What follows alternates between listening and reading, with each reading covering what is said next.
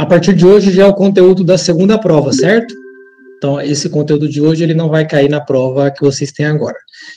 Então, vamos lá. A gente, conversando na parte de tireoide, né, na primeira aula, a gente falou sobre hipotireoidismo e nódulo, certo? Então, que são as situações mais comuns e mais fáceis, assim, da nossa parte, quando fala em tireoide. Então, vamos lembrar que quando a gente tem uma tireoide que produz pouco hormônio, a gente chama de hipotireoidismo, e quando a gente tem uma situação onde tem muito hormônio circulante, né, na pessoa, a gente chama isso de tireotoxicose, tá?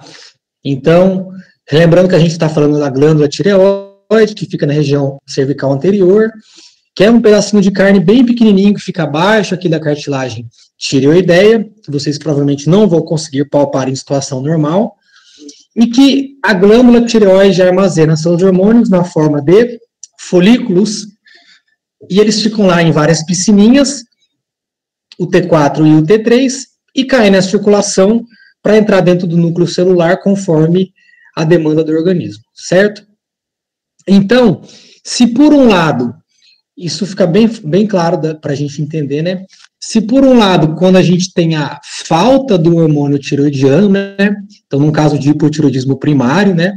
A gente tem tudo mais devagar, tudo mais lentificado. Quando a gente tem o excesso de hormônio da tireoide, a gente tem tudo mais acelerado. Então, esse é um macete mais fácil a gente entender. Hipotireoidismo, falta do hormônio, tudo mais devagar. Tireotoxicose, tudo mais rápido. Então, o excesso de hormônio tiroidiano, ele leva, por exemplo, a aumento do nervosismo, a perda de peso, aumento da sudorese, a tremor de extremidade, a intolerância ao calor, aumento da frequência cardíaca, aumento do ato intestinal, aumento da pressão arterial em muitos casos, e assim por diante. Então, fica fácil da gente interpretar na clínica a diferença entre um quadro e outro, tá? Bom, quando a gente tem um paciente com essas manifestações clínicas, né, então, queixando para vocês de batedeira, de emagrecimento, né, de qualquer esforço a mais que faz o coração dispara,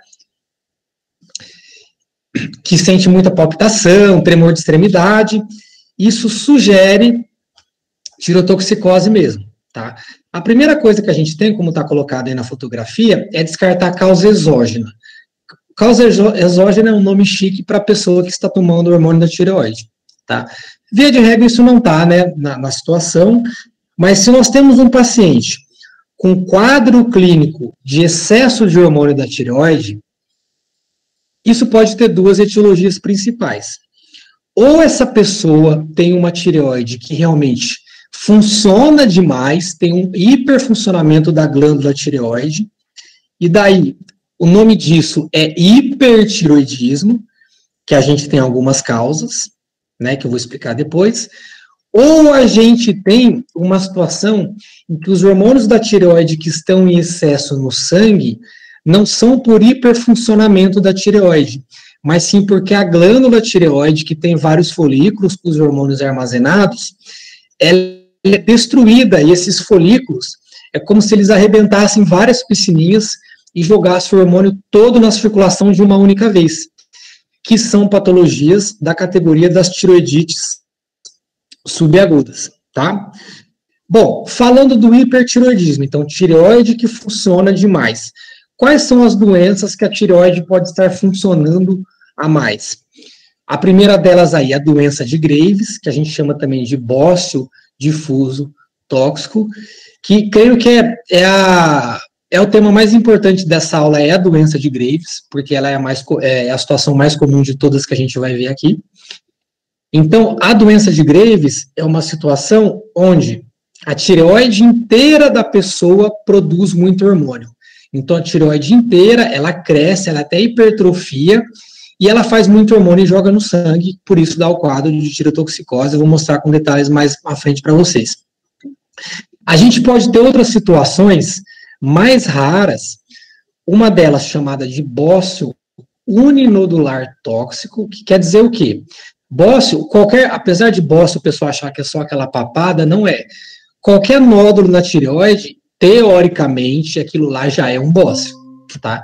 Então, bócio uninodular quer dizer que é um nódulo na tireoide fazendo muito hormônio. Aí vem esse nome tóxico, que é uma doença chamada de doença de Plummer. Então, é um nódulo numa tireoide normal fazendo hormônio sem parar, a mais. Ou a gente pode ter uma outra situação onde a glândula tireoide tem vários nódulos produzindo mais hormônio que o normal, que é o que a gente chama de bócio multinodular tóxico. Essas duas situações são menos comuns. Disparada, a doença de Graves é a mais comum, tá? Quando a gente fala, então, hipertiroidismo é um grupinho de cima. Tirotoxicose do grupinho das tiroidites, a gente tem que lembrar o quê? Que por algum motivo, essa glândula tireoide que tem várias piscininhas dos hormônios armazenados, bonitinho, ela é toda destruída e os hormônios caem todos na circulação, como se fosse uma barragem que rompeu assim, aquele hormônio cai todo ali. Isso pode acontecer em um contexto onde a pessoa tem muita dor no pescoço, que é chamada de tiroidite de Dequervain, né? Não vou explicar muito agora, vou explicar depois, ou num contexto onde não há dor cervical, que ficam essas outras duas causas, tá? Vamos falar depois mais para frente. Vamos começar falando primeiro do que é mais importante dessa aula, que é a doença de Graves. Então, o que é a doença de Graves? A doença de Graves, ela é uma doença autoimune da tireoide, onde aquele indivíduo, aquela pessoa, produz um anticorpo chamado de anticorpo estimulador da tireoide, que o nome técnico é TRAB, que eu coloquei aqui na bolinha para vocês. O TRAB, o que ele faz? Ele liga no folículo tiroidiano, na célula do folículo, e fica mandando ela fazer muito hormônio sem parar, sem parar. Isso acontece na tireoide toda. Por isso que a tireoide cresce toda, por inteiro. Não é um lugar só. Esse anticorpo, ele gruda em tudo. Então, por isso que o volume cervical, geralmente, da pessoa, a gente tem um aumento difuso, homogêneo da glândula tireoide, né? Alguns mais evidentes, outros menos evidentes, mas que acontece na glândula tireoide como um todo. Bom, esse autoanticorpo, ele liga atrás da tireoide, fazendo ela produzir muito hormônio. E o nome desse anticorpo é o TRAB. Por que a gente fala tanto de doença de Graves?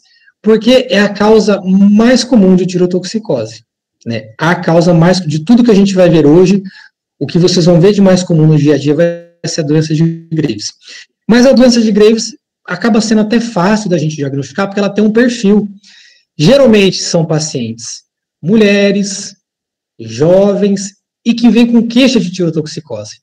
Então, se vocês estiverem atendendo um paciente lá, como clínico geral, chegou uma mulher com 20, 30, 40 anos, você já nota que tem um aumento cervical anterior, e ela diz para você, olha, faz algumas semanas que eu não venho me sentindo bem, né? O meu coração fica disparado o dia inteiro, né? Eu fico tremendo, sem motivo nenhum, né? De noite, quando eu vou dormir, eu fico agitado, eu não consigo dormir, eu não era assim.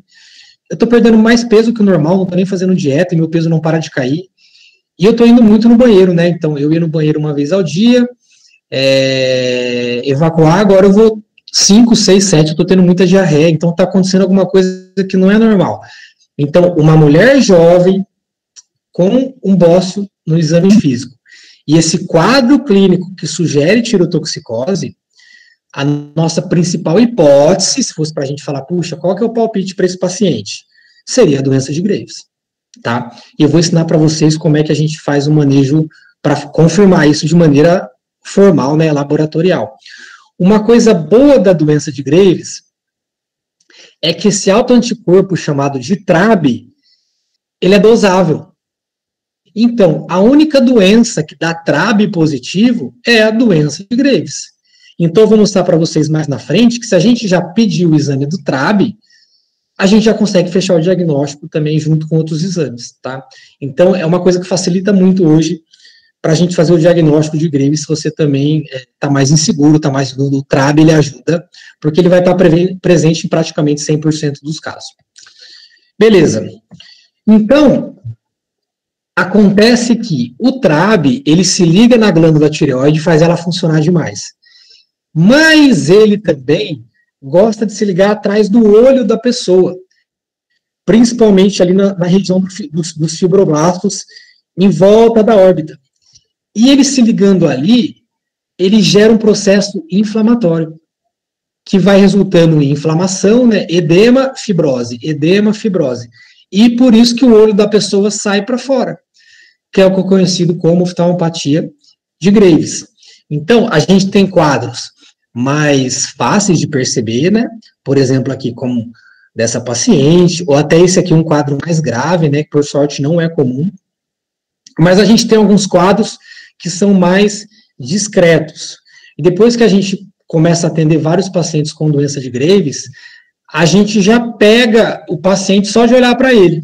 Então, por exemplo, essa foto aqui do meio foi um paciente que passou comigo há uns dias atrás, acho que umas 2 semanas atrás. Quando ele entrou na sala, eu falei, esse cara é um Graves. Vamos esperar ele falar, mas eu acho que é um Graves. Por quê? Porque era um rapaz que estava bem emagrecido, com o olho muito para fora, né, hiperemiado. Poderia ser que fosse só o aspecto ocular dele, né, então o olho dele um pouquinho para fora, mas no fim se confirmou ser uma doença de Graves também, tá? Então, essa é uma coisa ruim também, que o Graves ele não pega só a tireoide, ele pega os fibroblastos retrooculares e por isso o olho sai um pouco para fora. Então a gente pegou um paciente, né, vamos voltar aqui para essa mulher aqui, ó. Uma mulher jovem, bócio difuso ao exame físico, né, a gente percebe aqui uma tendência, né, de uma exoftalmia bilateral. Opa, tem tudo para essa paciente, com esse exame físico, ser portadora de doença de Graves, tá? A gente não pode confirmar só olhando para ela, mas tem tudo, né, se fosse para a gente responder numa questão teste, seria a nossa principal hipótese. Tá? Então, muito bem. Imagine que a gente pega um paciente com tirotoxicose e a gente tem que primeiro diferenciar, isso é um caso de hipertiroidismo ou de uma tiroidite subaguda? Vocês vão ver que na maioria dos casos vai ser hipertiroidismo, porque as tiroidites subagudas, eu falo assim, elas são muito mais comuns nas provas de residência do que na vida, tá? A maioria dos casos vão ser hipertiroidismo. Mas a gente tem que saber quando que eu penso em tiroidite subaguda também. E falando das tiroidites subagudas, quando que a gente tem que pensar nelas? Bom, nós temos essa primeira divisão entre tiroidite subaguda que tem dor no pescoço e que não tem. A tiroidite subaguda que dá dor cervical, como que acontece esse processo aqui? Geralmente é uma pessoa, um indivíduo jovem, que tem uma infecção de vias aéreas superior, 15, 20, 30 dias previamente, e acontece uma reação cruzada do sistema imunológico para combater esse vírus, e ele combate a tireoide meio que sem querer. E o nosso sistema de defesa, ele destrói os folículos tiroidianos, gerando dor, e como os hormônios caem todos na circulação de uma única vez, eles ficam em excesso, e o paciente vai ter as queixas de tirotoxicose. Geralmente é um paciente que teve um resfriado, né, um nariz escorrendo, uma dor de garganta há um mês atrás, e depois de alguns dias ele começou a ter muita dor na região da frente do pescoço, que ele acha que geralmente é dor de garganta, e queixas de tremedeira, palpitação, um desconforto, coração acelerado com qualquer esforço, mas a única coisa que dá dor na tireoide, que vocês vão ver na vida de vocês, é a tiroidite subaguda dolorosa, ou tiroidite de Quervain, ou tiroidite viral, em referência ao processo infeccioso viral que a pessoa tem antes, tá? Tireoide não dói. Então, os pacientes acham que tireoide dói. Tireoide nunca vai doer, né? Exceto neste caso aqui. de tiroidite subaguda viral. Tiroidite aguda é raríssimo, nem vou falar para vocês, aí teria dor também, mas vocês nunca vão ver, porque eu vi um caso em 6 anos, tá? Então, mas a subaguda de vez em quando aparece, especialmente em época de frio, né, as pessoas ficam mais gripadas, resfriadas, uma vez por ano aparece uma tiroidite viral, tá? Lembrando que a dor é obrigatória. Por outro lado, se você tem um paciente com queixa de tirotoxicose, né, na sua história clínica, a princípio você acha que não está com cara de hipertiroidismo, né, mas ele também, puxa, acho que eu vou para o grupo das tiroidites subagudas, mas ele não falou que teve dor. Então, se não há dor cervical anterior, a gente vai para o grupo das tiroidites subagudas indolores, que podem ser de 2 tipos. Ou chamada de indolor pós-parto, e a história clínica vai ser fácil de você descobrir, porque na sua frente estará uma puérpera. Então, se não tiver puérpera na sua frente, nunca será uma tiroidite pós-parto. Ou se não tiver dor e não for puérpera, por exclusão, fica esse outro nome diferente, chamado de tiroidite linfocítica subaguda. Tá? Vou explicar um pouquinho para vocês aqui. Então, ó, vamos lembrar de novo que a tireoide, ela tem várias piscininhas, né, onde ficam os hormônios tiroidianos aqui dentro no coloide. Quando a tiroidite subaguda vem, ela destrói todas essas piscininhas aqui. E o hormônio, que é essa linha vermelha aqui, ele cai todo da circulação de uma única vez. Então, num primeiro momento, se você fosse dosar os hormônios desse paciente, o T4, ele estaria bem aumentado, o TSH, o oposto, certo? Bloqueado, né? Porque quando o T4 sobe, o TSH ele fica bem diminuído. Mas, numa primeira fase, o T4 estaria bem aumentado. Depois de um certo tempo, o organismo começa ele mesmo metabolizar o hormônio da tireoide. Então, de uma quantidade aumentada, o hormônio começa a baixar, entrar numa faixa de normalidade, mas os folículos ainda não estão regenerados, estão todos destruídos. E chega um determinado momento onde você começa também a ter queda do hormônio tiroidiano na circulação, e é o tempo dos folículos irem se remendando, se regenerando.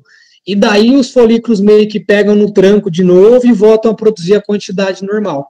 Então a gente fala que nas tiroidites subagudas pode haver essa evolução em 3 fases, que é a fase do hormônio tiroidiano no sangue alto, depois uma fase normal, depois uma fase baixa, e depois o corpo regenera os folículos, né, e eles voltam a produzir o hormônio de maneira normal, que é a linha vermelha aqui. Isso pode demorar de 3 a 6 meses para acontecer, e a gente vai acompanhando, tá? Depois eu vou falar do tratamento para vocês. Então, vamos imaginar que você pegue um paciente que você acha que ele tem tirotoxicose. O paciente está falando que está com batedeira, está perdendo peso, está com muito tremor, está com diarreia, ansiedade aumentou demais.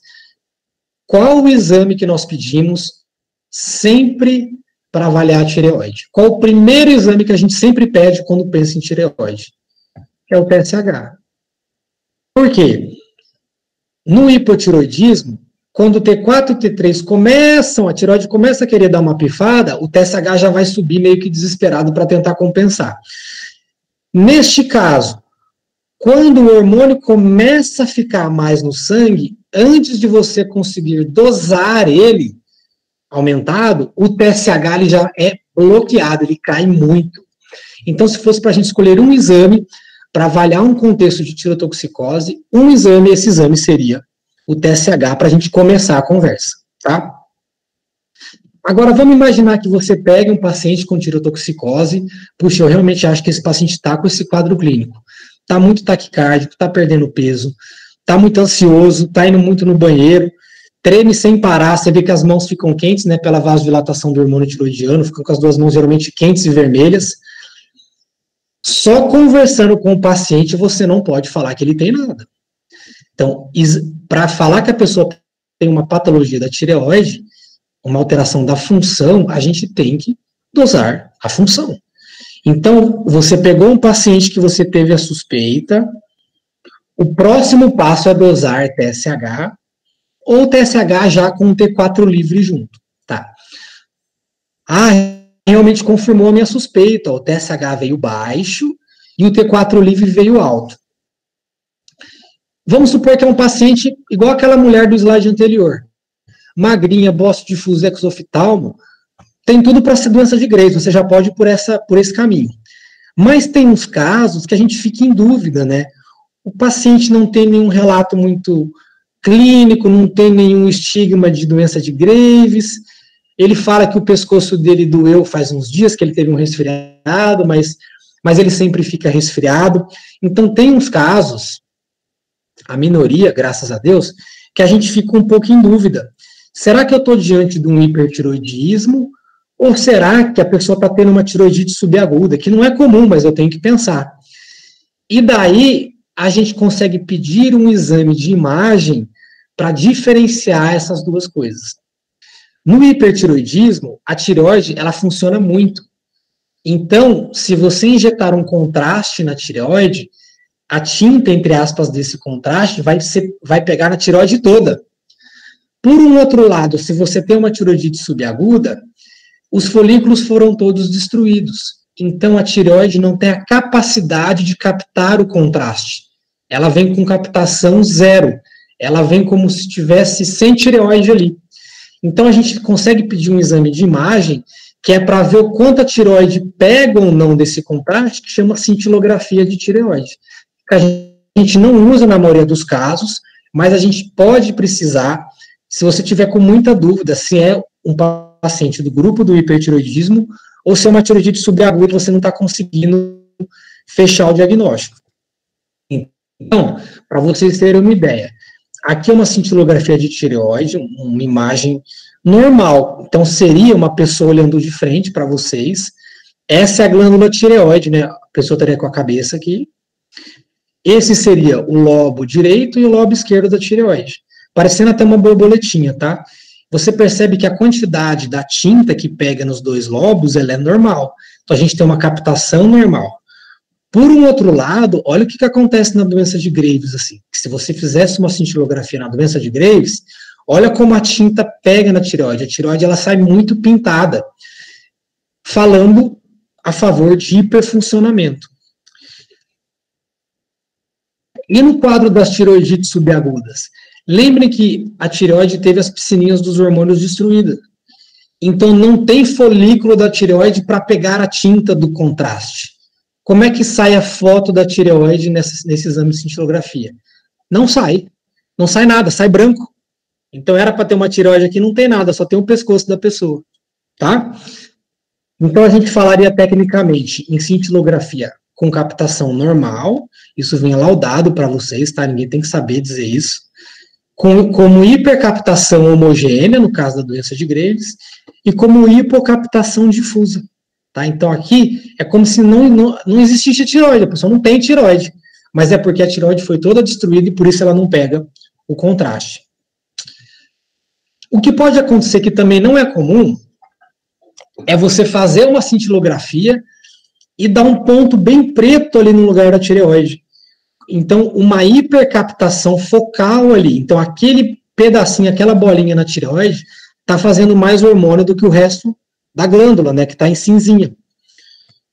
Então, uma hipercaptação localizada, vem escrito para você, tecnicamente seria o que a gente chama de bócio uninodular tóxico, que é a chamada doença de Plummer, que também é mais comum nas provas do que na vida.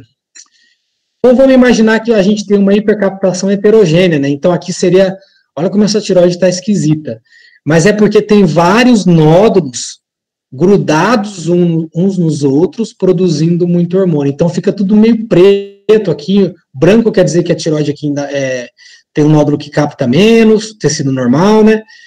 Então, sugere o chamado bócio multinodular tóxico, que também não é tão comum. Professor, oi, diga.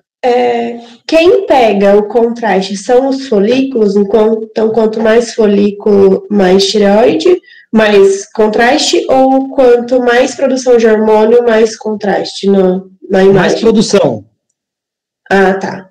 Quanto mais Obrigada. você tem uma Porque nem uma tireoide normal, ela produz hormônio normal, então ela capta a tinta, vamos botar, nota 5. Uma tireoide produzindo muito hormônio, ela capta a tinta nota 10. E uma tireoide que não tem folículo, ela capta 0. Entendi, professor. Claro? Obrigada. Sim. Tá. Então, ó, vamos ver na prática como é que funciona. Ó, vocês vão lá pegar, isso é caso que vocês vão ver, tá, gente? Chegou uma mulher para vocês com 30 anos, queixando de tirotoxicose. O que é isso? Olha, doutor, meu coração está muito acelerado, estou emagrecendo, eu não paro de tremer, eu não era assim, meu cabelo está caindo, eu estou mais ansiosa do que o normal. Muito bem. Eu acho que é um hipertiroidismo. Calma, precisa do exame. A gente não pode confirmar nada de tireoide sem o exame. Então, foi solicitado o TSH e o T4 livre. Vamos lá. O TSH, ele veio menor do que 0,01. E qual é o valor do normal? Que eu já tinha falado até na outra aula para vocês. É de 0,5 a 4,5. Então, um TSH bem baixo.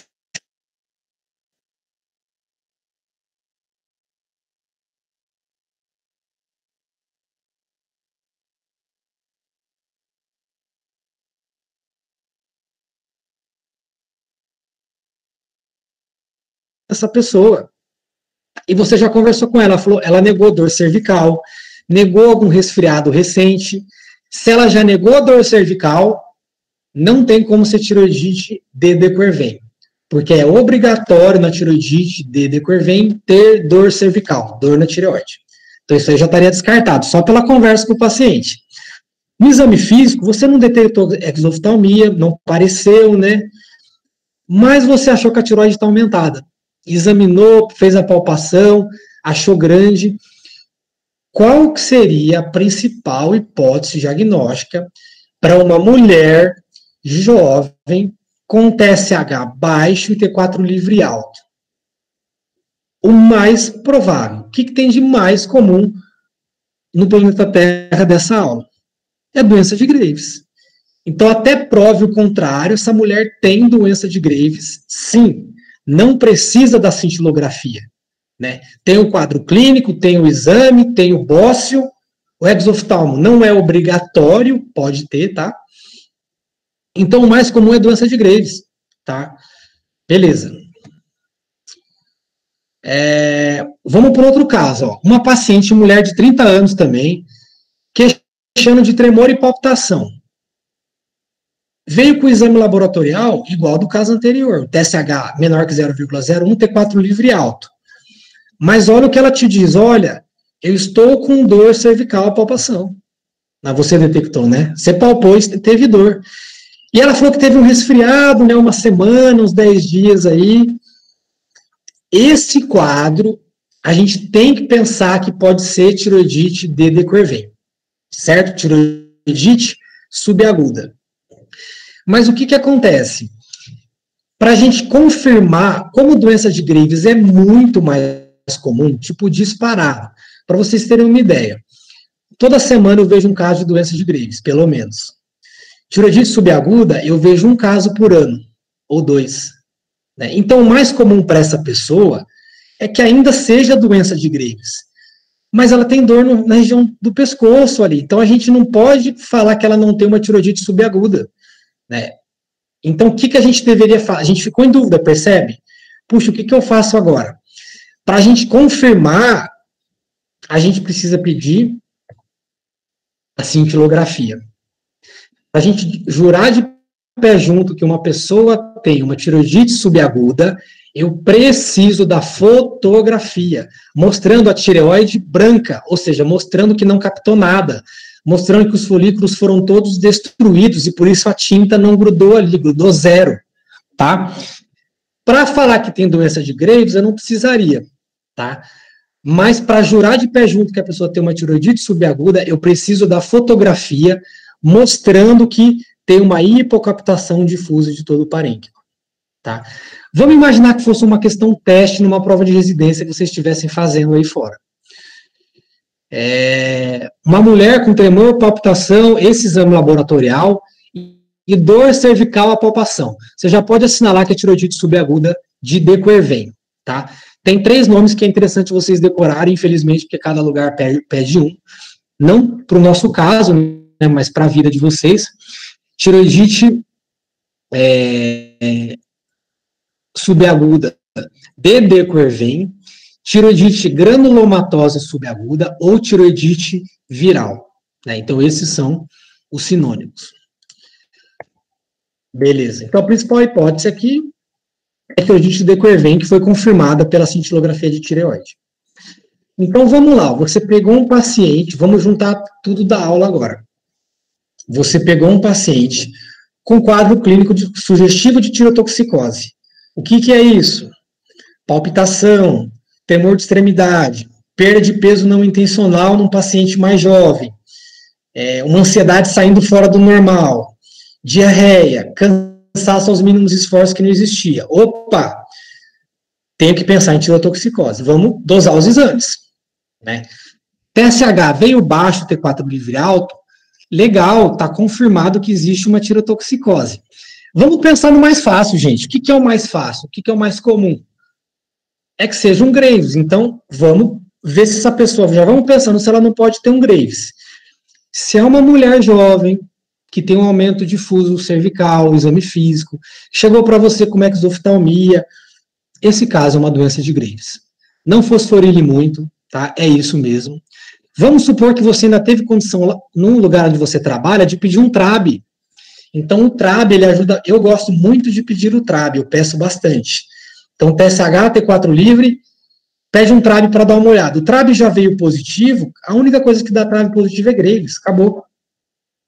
Vamos supor que você ainda quis pedir um ultrassom de tireoide, e já veio nesse paciente com TSH baixo e T4 livre alto.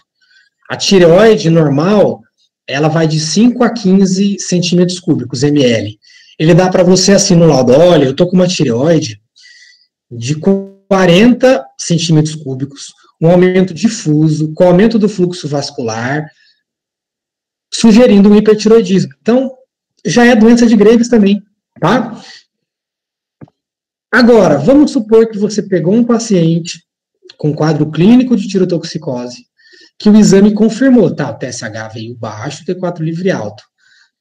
Mas você não acha que é um Graves. Você fala, cara, não parece Graves, as queixas são meio vagas, eu fui examinar o pescoço, a mulher falou que doeu, mas ela fala que sempre dói, né? Ou às vezes é uma pessoa que está no puerpério ali, você ficou meio em dúvida, porque a tiroidite subaguda dolorosa é a viral.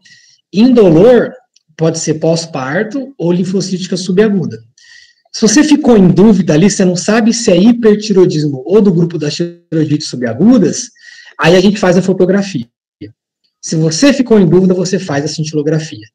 Para confirmar, jurar de pé junto que é uma tiroidite subaguda, você fala, eu preciso confirmar que é uma tiroidite subaguda. Eu preciso da cintilografia, que vai mostrar aquela fotografia branca do pescoço. Certo? Bom, vamos tratar essas coisas então, para finalizar. No hipertiroidismo, eu vou falar só do tratamento da doença de Graves, que é o mais importante. Rodrigo, por quê? Porque quando a gente tem um bócio uninodular tóxico ou multinodular, então tem um nódulo na tireoide fazendo hormônio demais, ou vários, o que a gente faz para resolver isso aí? Tira fora. Então opera. Ou você tira a metade da tireoide que está o nódulo, ou a tireoide que vai ter vários, você tem que tirar a tireoide inteira. Tá? Mas eu vou falar mais, eu acho importante vocês saberem da doença de Graves, porque isso vocês vão trombar por aí. Então, a doença de Graves, a primeira opção do tratamento é a gente tratar com remédio. Então, a tireoide, ela funciona muito rápido, ela está funcionando acelerado, e a gente tem remédios que desaceleram o funcionamento da tireoide, que são as drogas antitiroidianas. A que a gente usa em 99% dos casos é chamada de metimazol, tá? E uma outra utilizada bem raramente é chamada de propiltiuracil. Então, quando a gente começa o metimazol para uma pessoa, vocês não têm que saber dose, tá, gente? Mas o comprimido é de 10 miligramas. A gente geralmente começa com 20, 30 miligramas, podendo ir até 40, 50, ou usar doses menores. a gente vai fazendo exames da função da tireoide a cada 3 meses para saber se a dose do remédio que eu coloquei no início, se ela está desacelerando a tireoide do jeito que eu quero. Então, vamos supor que eu comecei com 20 miligramas e daqui 3 meses eu repeti o TSH e o T4 livre. E melhorou bastante. Então, o TSH, que era 0,01, veio para 0,1, então deu uma desbloqueada, e o T4 livre, que era 4, veio para 2,5. Mas ainda não é normal. Então, o que eu faço nessa reavaliação? Eu aumento a dose do remédio. Então, a gente vai pedindo exames da função da tireoide, TSH e T4 livre, a cada 3 meses, mais ou menos, e ajustando a dose da medicação. A gente trata com remédio por até 2 anos. A gente tenta pôr o remédio, ele dá uma desacelerada na tireoide, e a gente tenta devagar ir retirando ele até tirar total. A chance disso funcionar na doença de Graves é de 50%. Então, 50% eu consigo pôr o remédio, tirar, e a pessoa, entre aspas, ficar curada, resolvida, entrar em remissão, que a gente fala. E a outra metade, quando eu vou tirando o remédio, a tireoide acelera de novo. Isso já é um sinal que a gente tem que ir para a segunda opção do tratamento. Que pro tratamento com o medicamento, a tireoide daquela pessoa não está nos ajudando, tá? A gente só tem um cuidado. Por que eu não uso o remédio o resto da vida, então? Porque a gente tem que ficar monitorando o hemograma da pessoa e fosfatase, alcalina, gama-GT e transaminases. Porque em alguns casos pode ocorrer lesão hepática, é raro acontecer, mas pode, pelo tapazol. Em alguns casos bem raros também, o paciente pode fazer uma neutropenia absurda, dele precisar ficar isolado, como se fosse um paciente portador de HIV, tá? Por isso que os hematologistas, tipo o Bressa, eles odeiam o tapazol, porque vira e mexe, assim, uma vez por ano, cada 1 ano e meio, interna alguém para eles, que tem essa reação rara de reduzir granulócitos pelo tapazol, tá? Vamos supor, então, primeira opção, comecei com a droga. Deu certo, em até 2 anos consegui pôr o remédio e tirar? Deu. Não deu certo, vou para a opção número 2, que é a iodoterapia. O que é iodoterapia? O paciente, ele toma uma dose de iodo por boca, é um líquido, não dói, não tem efeito colateral nenhum. Um iodo radioativo que a tireoide pega para fazer o hormônio da tireoide, mas é um iodo envenenado, entendeu? Então ele mata a tireoide, né? E ele demora para matar a tireoide entre 3 a 6 meses. A chance do iodo dar certo é 90%. Então o iodo, ele é muito bom, sem efeitos colaterais. O que vai acontecer depois é que, como o iodo vai matar a tireoide, o paciente vai virar um hipotireoidismo, tá? E vai ter que tratar o resto da vida como se fosse um hipotireoidismo primário, tá? Mas é bem tranquilo. E em último caso, se você pôs o remédio e não deu certo, se o paciente, por exemplo, foi tomar o iodo, tomou mais de uma vez e não deu certo, a gente manda tirar fora a tireoide. Mas isso é muito raro, tá? A maioria resolve bem com a primeira e segunda opção de tratamento. Então, para tratar o funcionamento da tireoide, são as 3 opções. E para tratar a tremedeira do paciente, né, a palpitação, a gente usa como tratamento sintomático beta-bloqueador. Então, a gente passa um propranolol, resolve bem, né? Propranolol, geralmente, comprimido é de 40 miligramas. Você põe 40 miligramas 2 vezes por dia, 3 vezes por dia, e segura bem a frequência cardíaca, o tremor, o paciente refere bastante melhora dessa questão de sintomas, tá? E as tiroidites subagudas? Essa aqui é o mais fácil de tratar. Então, a tiroidite subaguda, de decorrer, ela é dolorosa, certo? O paciente tem muita dor no pescoço. E umas coisas esquisitas que acontecem, já aconteceu comigo, a dor cervical que o paciente tem, ela irradia para a mandíbula, então o paciente às vezes vai no dentista com tiroidite viral e irradia para o ouvido, o paciente vai com dor de ouvido no otorrino. E eu já vi otorrino, que já sabe que pode ser tiroidite viral, olhar e mandar para a gente, tá? Então, quando a pessoa tem muita dor, você dá o quê? Remédio para dor, tá? Você pode dar anti-inflamatório, glicocorticoide, tipo prednisona, hidrocortisona, melhora muito a dor, E se o paciente tiver sintoma adrenérgico, né, de taquicardia, de tremedeira, você pode dar o propranolol também. O legal da tiroidite subaguda viral é que o sistema imune ele destrói a tireoide lá, né? Então faz a tirotoxicose, mas o corpo ele regenera a tireoide desse paciente com tiroidite viral. Então, geralmente, em 6 meses, a tireoide dessa pessoa está zerada, ele não tem nada, ele volta a ter eutiroidismo, né? Função tiroidiana normal, e é um paciente que nunca mais vai ver você também, tá? Porque isso geralmente não acontece de novo. Tá bom? Então, tratamento definitivo nesse caso é nenhum. O paciente se cura sozinho, você tem que ajudar ele aqui na hora da dor e tudo, mas ele se resolve sozinho. Na tiroidite pós-parto e linfocítica, então, como que a gente descobre um paciente que teve tiroidite pós-parto? Como que estaria numa questão? É obrigatório ter uma puérpera no seu caso clínico, senão não pode ser pós-parto, tá? Se você está pensando em uma tiroidite subaguda, que não teve dor no pescoço, ou é pós-parto ou é linfocítica. Se não é puérpera, paciente, aqui restou, é a linfocítica. Então, por exclusão, a gente fica com a tiroidite linfocítica subaguda. Qual que é a diferença dessas aqui que não é pós-parto e linfocítica? Essas não são dolorosas. Então, você não precisa dar remédio para dor no pescoço, porque não vai doer. E você pode dar remédio para queixa adrenérgica. Então, para taquicardia, para palpitação, para temor, você pode dar o propranolol. A diferença é que esses pacientes aqui, a maior parte deles tem aquele anticorpo, anti-TPO, da tiroidite de Hashimoto positivo. Então, é como se eles tivessem uma tendência para ter hipotiroidismo. E, às vezes, depois de uma tiroidite subaguda, nesses casos, a tireoide, ela pifa. Ela não se regenera, ela não volta ao estado normal.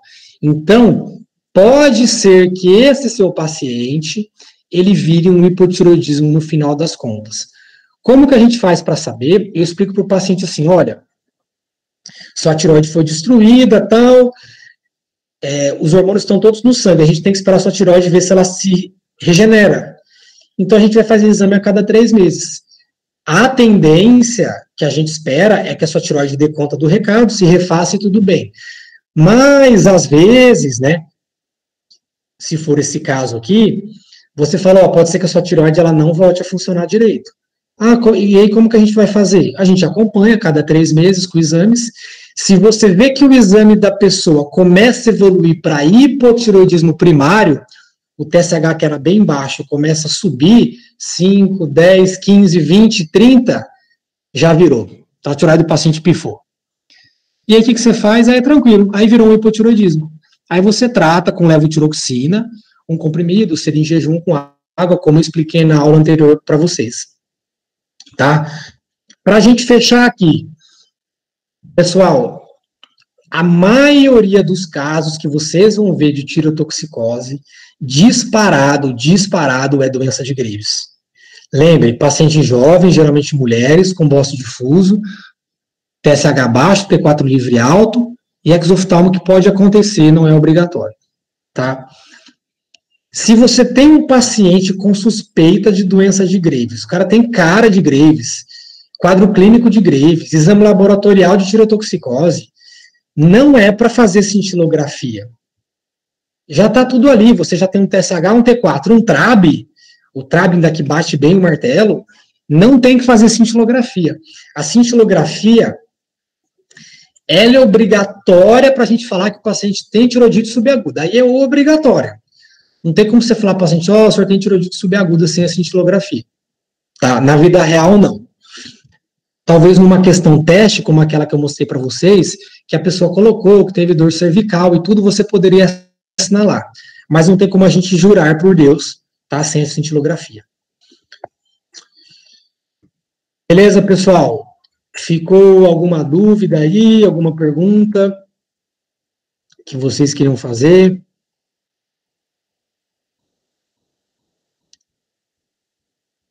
Tudo certo, professor. Oi? Alguém ia perguntar alguma coisa? Para mim tá tudo certo. Tudo certo? Para mim tá tudo certo. Lívia? Beleza. Beleza, então, gente? Bom, qualquer dúvida aí, vocês me dão um alô, tá bom?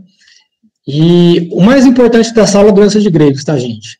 Vocês têm que saber tratar a doença de Graves, porque vira e mexe aparece. O mais comum de tudo é hipotiroidismo. Depois nódulo, depois Graves. Tiroidite subaguda, talvez vocês nunca vejam uma na vida, tá? Doença de Plemer, talvez vocês nunca vejam uma na vida.